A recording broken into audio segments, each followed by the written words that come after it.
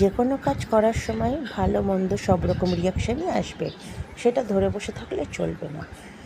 তো শরীর খুব একটা ভালো নেই, একটা কাজ দরকার ছিল মেয়ের জন্য।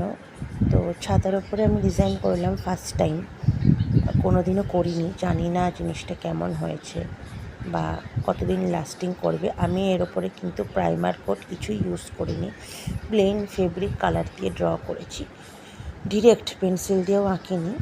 তো কেমন কি হয়েছে তোমরা দেখে অবশ্যই জানিও। তো এটা দরকার ছিল, আর ওর হেয়ার কাটেরও প্রয়োজন ছিল। সামনের মাসে ওর জন্ম মাস, সেটা করানো যাবে না, বাট ওর এইভাবে ফার্স্ট টাইম হেয়ার কাট হলো।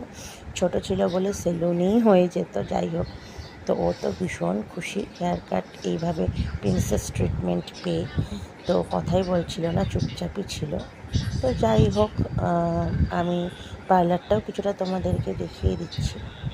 আর ওর খুব ভালো লেগেছে কাজটা করে, আমাকেও বলছিল করার জন্য, বাট আমি তো এখন করব না, আমার অন্য কিছু করার ইচ্ছা আছে, দেখি কি হয়।